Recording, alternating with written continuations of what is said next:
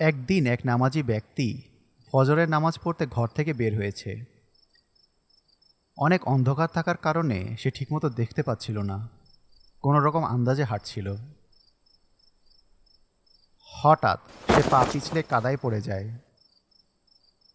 এই রে, জামাটা নষ্ট হয়ে গেল, যাই বাড়ি গিয়ে জামাটা বদলে আসি। এই ভেবে লোকটি আবার বাড়ি ফিরে গেল।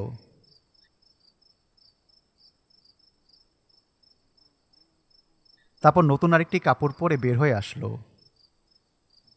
যেই না আবার সেই রাস্তা দিয়ে যাবে, আবারও সে পিছলে কাদায় পড়ে গেল। সে আবারও উঠে দাঁড়ালো এবং বাড়ি ফিরে গিয়ে নতুন আরেকটি জামা পরল।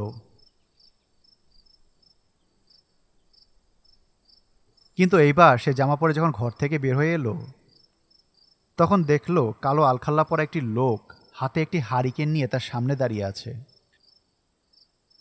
লোকটি কিছুই বলল না, শুধু হারিকেন হাতে দাঁড়িয়ে রয়েছে। নামাজি লোকটি অতটা ভাবল না, কেননা নামাজের সময় চলে যাচ্ছে। তাই সে আবারও নামাজ পড়ার উদ্দেশ্যে মসজিদের দিকে রওনা দিল। এবার সে খেয়াল করল কালো আলখাল্লা পরা লোকটি তার হারিকেনটি নিয়ে নামাজি লোকটিকে এগিয়ে দিচ্ছে। এইবার নামাজি ব্যক্তির মসজিদে পৌঁছাতে আর কোনো সমস্যা হলো না। সে সুন্দর মতো নামাজ আদায় করল। যতক্ষণ সে নামাজ পড়ছিল ততক্ষণ সে কালো আলখাল্লা পরা লোকটি হাতে হারিকেন নিয়ে বাহিরে দাঁড়িয়ে তার জন্য অপেক্ষা করছিল। নামাজি লোকটি মসজিদ থেকে বের হয়ে তাকে দেখে কিছুটা অবাক হলো, কিন্তু কিছুও বলল না। সে বাড়ির দিকে রওনা দিল এবং সাথে সাথে সে কালো আলখাল্লা পরা লোকটা হাতে হারিকেন নিয়ে তাকে বাড়ি পর্যন্ত এগিয়ে দিয়ে গেল।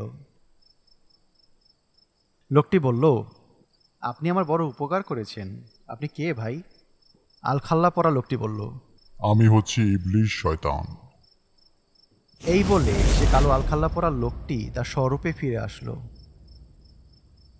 নামাজি লোকটি অবাক হয়ে গেল।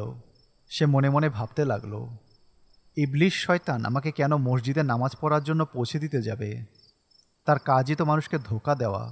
এই ভেবে সে ইবলিশ শয়তানকে জিজ্ঞাসা করল,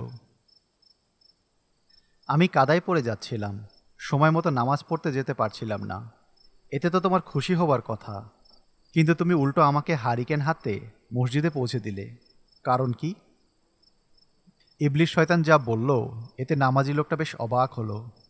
সে বলল, তুমি যখন প্রথমবার পড়ে গিয়েছিলে তখন আল্লাহ তোমার সমস্ত গুনাহ মাফ করে দেন।